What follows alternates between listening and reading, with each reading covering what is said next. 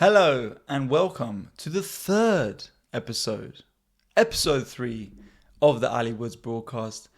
I just want to say, I can't believe we've made it here. I want to say thank you so much to everyone who has been listening, man. It's been amazing. It has been incredible to see the comments from people, what people have been saying. And also, I've spoken to a friend last night and he was saying he listens to the second episode twice. To which I said, I think maybe you need some other hobbies. But I hope you've been good. Hope you've had a good week. If you're in the UK, the weather's is bad, man. I thought we were done with this, but the weather is bad. I want to read out some of the comments from last episode on YouTube. Back for episode 2, just commenting so I get backstage passes when you're big and famous and on world tours. Thank you, the fabulously named Mega Holstar. Zona Falak 4261, the shopping talk. I feel you, bro. I don't know how people do it. This Alexia, this is lovely. Love your material and now these podcasts for the pearls of wisdom. So glad you're on this earth. Okay. You're working hard in your career right now, and that fire is what will make you a success in both life and love. It's inevitable. Oh my days. Thank you so much. That is the nicest thing I think anyone's ever said to me. I've been single. This is from Loa Fionn. I have no idea how I'm pronouncing that. I've been single for 3 years. Sometimes I'm lonely, but I can't be asked to date. It's fair enough.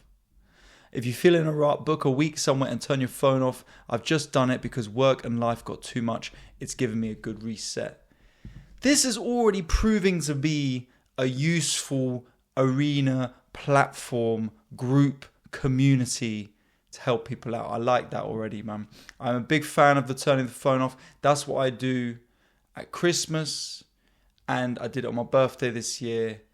2 days, Wi-Fi off, data off. I don't want to be getting no notifications from Farmville talking about my strawberries, getting stressed about my strawberries. That is a reference for anyone in their 30s. I hope you enjoyed that. If you're getting that reference, make sure you're stretching every day, is all I'll say to you. Just realised I forgot to do my yoga today. God damn it. I've been trying to do stretching. I've been trying to do a little bit of yoga. There's videos on I don't know if you've heard of this platform, YouTube. There's loads of videos on there. I'm not going to lie, there's loads of videos. I thought maybe there's going to be maybe 20. It's insane. Loads of videos on there. I've been using Yoga with Adrian. I don't know if you've used her. She's like the most, oh my God, she's like the most famous yoga person ever. Must be ever. Apart from Mr. Yoga or Mrs. Yoga, who invented it. But she has got 100 billion followers. I know, I was like, that's more than people on the earth. Numbers don't lie. She got 100 million followers. She got Martians following her. She got Uranuses following her. It's mad. And but I only do 5 minutes each day. It's so bad, man. But if I do 5 minutes each day, I think that'll be better than if I try and do one of these half an hour long ones. Because I'm just not going to do it. I'm just not going to put time aside. But 5 minutes, you can't complain about 5 minutes, man. That's my rhetoric for trying to convince someone to sleep with me. It's 5 minutes. It's 5 minutes of your time. Surely you can make time for 5 minutes, man. I don't know if you can tell. From my intonation, my voice, but things have changed, man. I'm feeling happy. I'm feeling amazing. I don't know what happened. I don't know what happened in the last week. Maybe partly it's down to doing this podcast. Maybe partly it's down to doing this and talking to you and getting the feedback from you guys, people coming in with comments, suggestions, mentions. But I am feeling super on top of the world. I'm appreciative so much of my life right now. It's incredible. What I've been doing is, I told you about those weekly gratitudes I have each week. At the end of the week, I'm writing down what I'm grateful for. I've been falling behind on that. I made myself catch up on that. That helped me out. I truly feel like I'm in good shape. My comedy's back on track to maybe more where I wanted it to be. I'm appreciating the people in my life more. I'm feeling over my ex. It's a wonderful place to be. Truly, I feel now that I can go out and date again. I can go like properly Not just this something in the calendar, good for you to do to get over the last person, blah, blah, blah. I'm feeling like truly I can do that. And that is a wonderful feeling. But I can't tell you what changed, man. It's just like an epiphany. But I don't know what it is. Let me tell you what's been happening over the last week for me. I forgot to talk about this last week, but last Friday, I tried to see Aziz Ansari. He was in town. He was playing at the Bill Murray Comedy Club in Angel. Shit, I've just spilt a drink. Okay, that's all right. I want to get some tissues for that real quick. Aziz Ansari was at the Angel Comedy Club. Guess how much his tickets were? No, £60 a ticket. £60 a ticket. I was performing at the gig before he was on. An Angel Comedy Club, if you've never been, if you're in London, make sure you go down. Nicest comedy club in town. Lovely people running it. They only have lovely comedians on. Really great vibe. Lovely place. I was doing a preview there last night of my new show. And I got to tell you, man, that preview was good. That audience were amazing. And also the show might start to be coming together. It might start to be coming together, man. I'm taking the piss out of people on the spectrum a lot. I think that's what's tipping it over the edge to make it a great show. People really responding to that. Try to see Aziz Ansari, £60 a ticket. Angel Comedy Club, good people, look after their comedians. I'm like, look, if I can maybe just stand at the back, it's all good. That would be cool. The staff there, no worries. We'll get you in. You'll be able to watch. Don't worry, all good. Me and another comedian were there. We're like, okay, we're gonna get to watch Aziz Ansari, Parks and Rec. You know, he sold out Madison Square Garden, Master of None. We'll see what he's like, man. Apparently, he lives in London, lives in Primrose Hill. If anyone's interested. And so we're waiting. The show, people are coming in. Show sold out, obviously, even though it's £60 a ticket. This is 11 p.m. on a Friday. Sold out show, 60 quid a ticket for a work in progress. By the way, this isn't his polished show. Apparently he's prepping for some show in Dubai, which God knows how much he's getting paid for that, man. Oh my goodness me. Could you imagine? I don't know what I'd do with that money. I'd have to buy a jet ski. That's the baller move. For me, that's the baller move. I don't live anywhere near water, but you got to buy a jet ski, man. How sick would it be to have a jet ski? I'd love that, man. Google Maps. Where's the jet ski option? Why isn't it showing me how long it takes on the jet ski? Because that's how I'm getting there. I'm going to drive the jet ski down to the Thames. I'm going to take the jet ski up the Thames. Why is that an issue? Anyway, so we're about to go in, and then we get stopped at the door, and it's like, nah, unfortunately not, mate. The point is, his partner is his manager, and she does not let anyone stand at the back. This is the real gossip for you now. She doesn't let anyone stand at the back because they either have to pay the ticket or fuck off. That's the two options. There's no courtesy of like, if you're a comedian, then you can get in and like learn from him. Nah. It is, you either pay the ticket or you fuck off. No one's standing at the back. So, no Aziz Ansari for me. Imagine that, man. I don't know if I'll ever get to that point. Well, I don't know if I'll ever get to the point where tickets are £60. I mean, it's a lot of P. 11 p.m. on a Friday, £60 and sold out. I need to get in a sitcom. But I don't know if I'll ever get to the point where I'm actually just not letting comedians just chill at the back and watch at a comedy club. Because I think that's part of the brilliant thing about comedy and comedians is that you're part of this fraternity, this community of people who are outsiders, on the edges, on the fringes, who choose, instead of their Friday nights, to be entertained, instead to be the entertainment. They don't, you miss your birthdays, you miss your parties, your dating, your love life, but that you get invited into this secret community, this counterculture where you meet all these great people who are going through the same things, going through the same issues, and you find bonds with people that you wouldn't have. I remember when I started in comedy and I was doing the open mic circuit, and I'd go down to these random gigs in back rooms and downstairs and upstairs of pubs, sometimes just in the pub, and look, 90% of them bad stuff. But what I always remembered was walking into these rooms and you'd see a 55-year-old white woman talking to a 20-year-old black man, talking to a lesbian lady, talking to a dude in a wheelchair over here, and all this, this person's an immigrant from Nigeria, this person's from Korea, this person's from, even worse, Scunthorpe, man, could you imagine? But they're all standing in this room chatting about comedy, chatting about jokes, chatting about gigs. I'm like, what a wonderful thing that's brought all these people together as like-minded people. And let's not beat around the bush. We're talking about people with a personality defect. We're talking about people like myself who don't get stimulated, don't get satisfied by the life in which a lot of people live, where you work a day job and you have a pint in the pub on the weekends and you go and meet people and you go on dates and you build a family and all that sort of stuff. Instead, I'm stimulated by going and dying on my ass in front of 7 people in Tufnell Park. That's what gets me going. That's what I'm looking forward to. That's what I'm doing it for. By the way, that's not what I'm doing full time at this point. I'm working a day job. Working a day job that I don't care about. Finishing that at 5:30 and then having half an hour to get my head sorted. Then on the tube up there to wait 2 hours while I'm there watching other comedians die on their ass to then get up and die on my ass. And that's what I want to do. And you build all those people, you build those connections together, man. I would honestly say to anyone, man, if you're passionate about anything in this world, if you're passionate about, you got to go do it.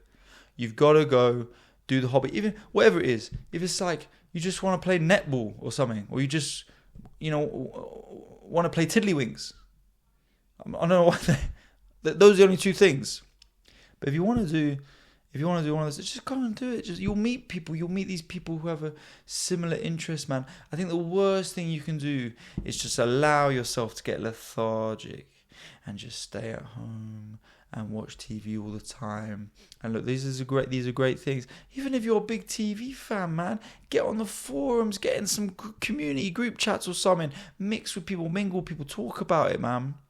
And I know I'll be pissing off the introverts here. I know there'll be people listening to this going, that is the peak of my life. And fair enough, I get it. But I think the problem is, if you don't put yourself out there eventually, then life catches up with you, man. I see it with some of my friends. I see it, man, I'm 30 years old. 30. And there are other people who have thought, oh, well, we'll just continue like chilling, not doing much, maybe having a day job, pints on the weekend, not really pushing yourself out there, not really putting yourself out there romantically or trying something new. And then we're in these groups and everyone's talking about, I've got this wedding coming up and we're going away here and, we're looking to have kids in a couple, we're buying this house and all this sort of stuff. And I see like life moves on, man, whether you want it or not. Now, look, I'm not saying those people are particularly happy. I'm not saying that's a happy ending for them, but life moves on. So you can't sit around and be hoping that one day I'll wake up and I'll just be ready. One day I'll wake up and I'll just be like, boom, okay, yeah, I'm going to do it. Oh, I'm motivated. That's not going to happen, man. That's not going to happen. If you're listening to this right now and you're thinking, man, I'm waiting to do that thing, just do it. Pause this and go do it. Even if it's the smallest step, even if it's just like signing up for a gym membership or just going down to a pottery class, booking it in or something like that, booking in a massage, like whatever you want to, like just small things. Go and do that, man. Life is happening right now. You know that? It's happening right now. So that's what I would recommend, man. Look, I appreciate you listening to this. Oh, it's been a fun week, I'm not gonna lie. I've worked out a little bit of the last week I was talking about how I was just busy doing loads of things and not really feeling fulfilled by anything. Man, this week I've taken the opposite view. I have just appreciated what's going on in my life. Let me tell you about last night, man.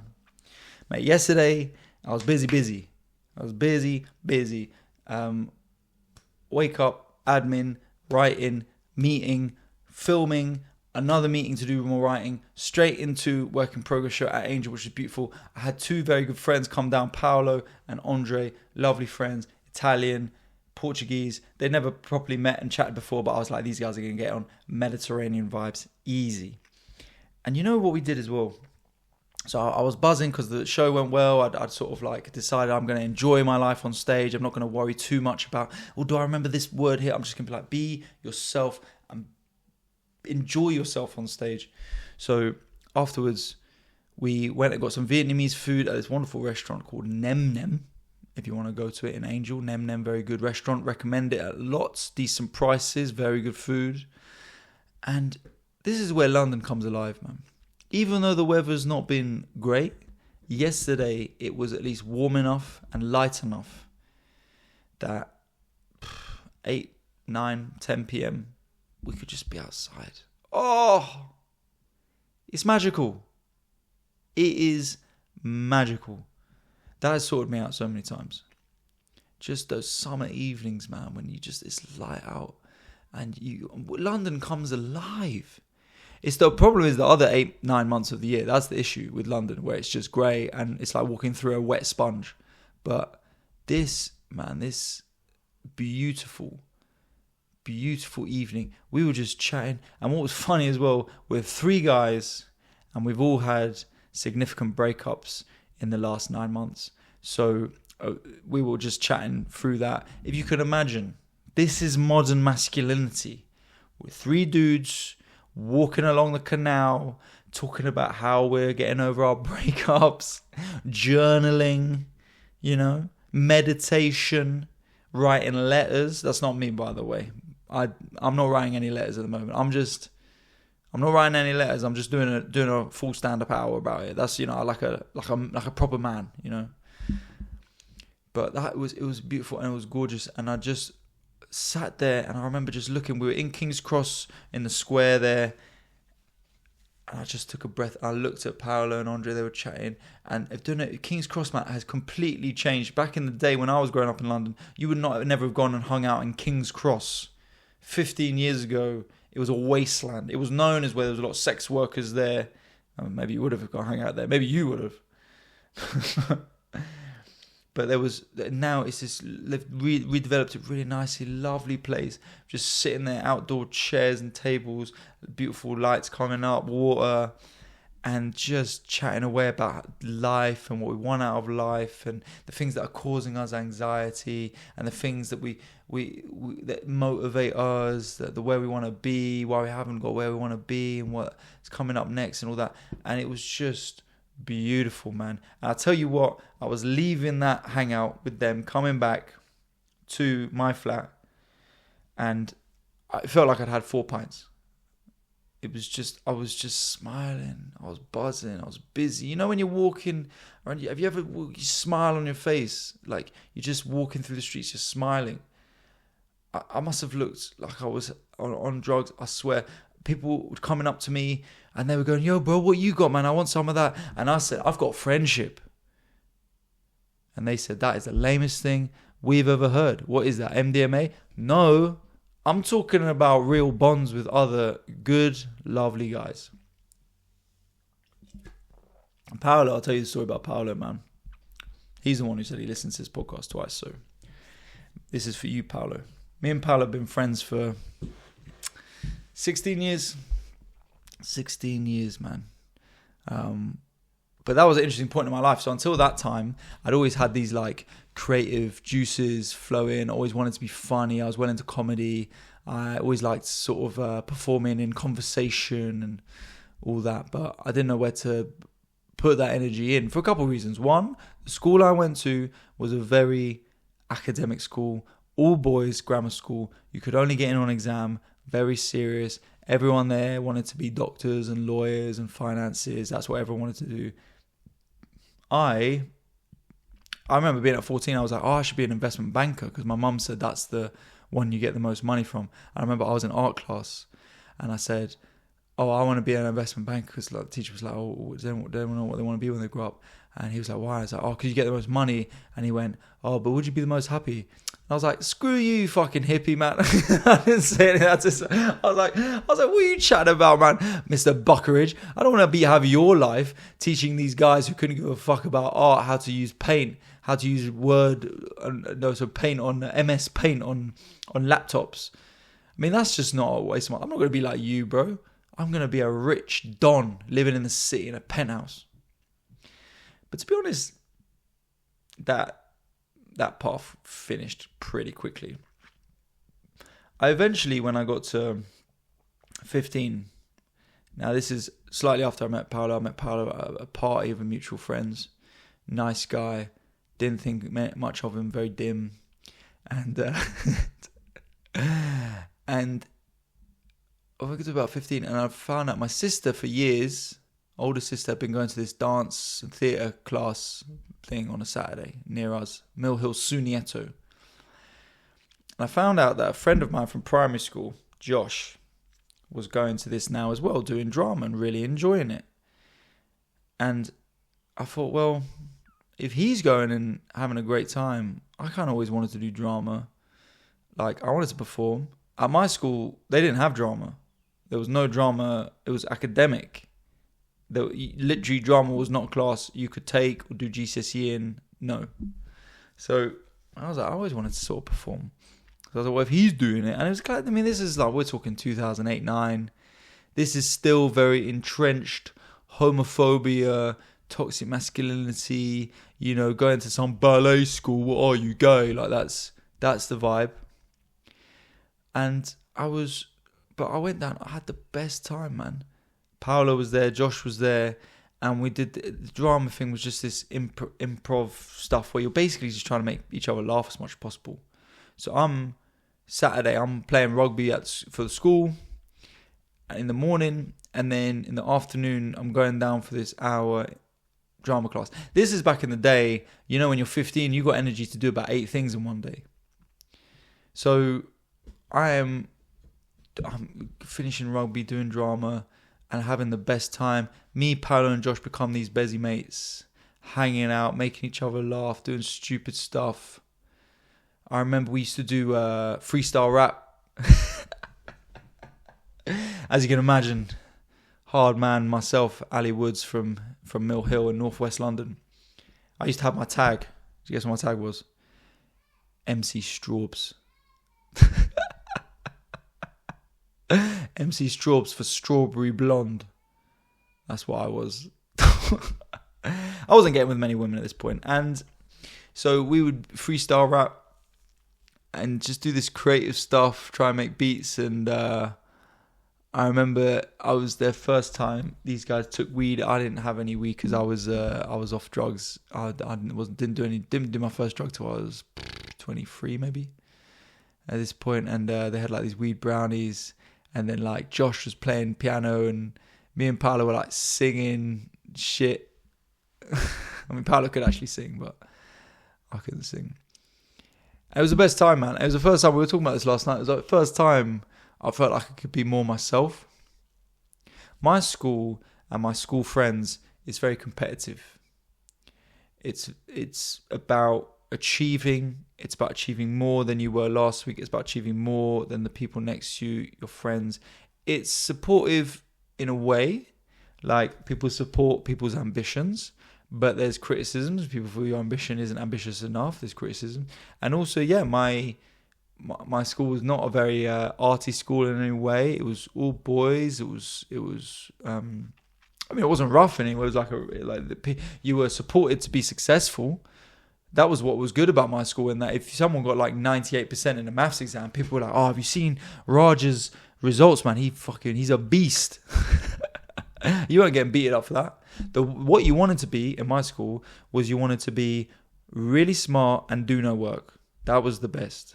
Because people got taken the piss out of for being dumb. And these are people that if they went to another school, they'd be like the smartest kid in that school. But at QE Boys Barnet, if you're getting a B at GCSE maths, you might as well get sectioned. Like, you are not a functioning member of society if you're getting a B. There was one B in the whole of our year for GCSE maths. And to this day, still no one knows who it was. My friend said he wants to use the Freedom of Information Act.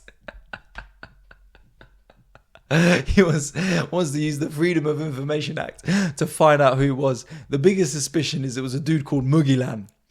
And he was not a bright, sharp tool in the box. Let me tell you, mate. That's if you had the odds, he is odds on in Mugilan. But we'll see when that comes out in court. But yeah, so I was able to do this charm with Paolo and Josh, and that basically was the first time I was like performing on stage, and also just being able to try and flex some like comedy muscles that I thought I had, like just try and actually make people laugh, see if I could make people laugh. And that probably set me up to then get to uni, where I did Comedy Society, where I did improv there. And then that led me on to stand-up, led me on to where I am today. So in a lot of ways, I've got people like Paolo and Josh, Sunieto, that drama class, to thank for where I am today. Some people probably have it to blame for having to watch my terrible sketches, but c'est la vie. But yeah, it's looking back, man. I mean, do you ever think that, like, some of these friends in your life, how long you've been friends with them? And I always feel like, to be honest, I always feel like a bit of a bad friend, because my life's quite selfish. Like, you know what I do? I message people back once a day. That's me.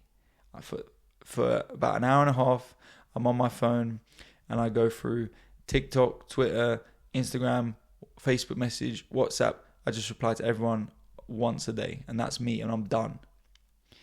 And so I feel like I let people down because I'm not there for them. There's some people in my life who have been so lovely to me and so supportive, and I don't feel like I'm there for them.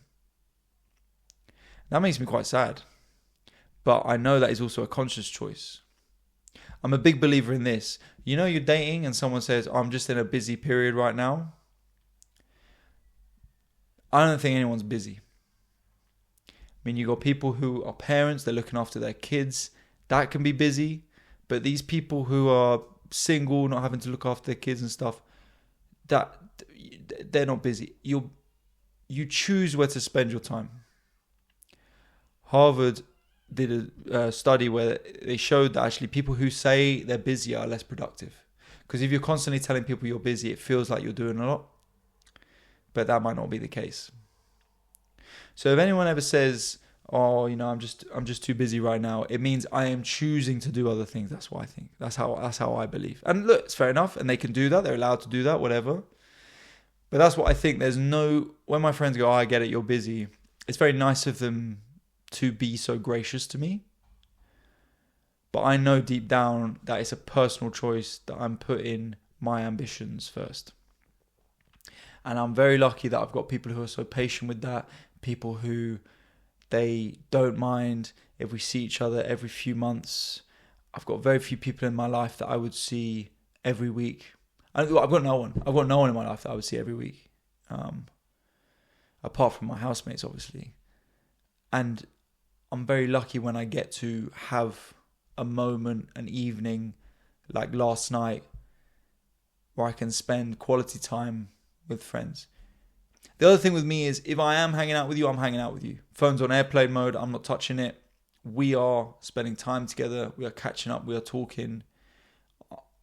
I just can't stand those people when you hang out with them and they're just messaging other people the whole time. Sometimes you ever hang out with a friend and you're talking and they're on their phone, you think, oh, they're messaging. And then you look, they're just scrolling. They're just scrolling through nothing. For me, that is so rude. And it's an addiction. So I will be present with people when I'm with you, but I'm like, my ex was the first person that I truly made time for every week. I was like, right, we've got to make time for each other. Otherwise this relationship won't work, And I miss out on it. And whenever I have like a birthday and I see the amount of people who turn up, spend their time with me, I want to like sort of break down in tears, because it's just, I'm so lucky that I've got so many people that are so patient with me and willing to still call me their friend, even though I am prioritizing my own life, truly. I mean, I like to think that if ever my friend needs me, I'm there for them. I drop things. You know, I always think comedy is the most important thing of the unimportant things. You know, if ever my family needs me, I'm there. I said this, like, I'm good in a crisis. It's the peace I can't stand. Like, what happened, if you saw my last show, which you can watch on YouTube, Best Friend Ever, if you saw that show, then it's all about my friend who was suicidal. I was there for him because I feel like I'm needed. I'm making an impact. I can be there. It's important. But the sort of routine, day-to-day, weekly catch-ups, let's go for a coffee, I find it tough.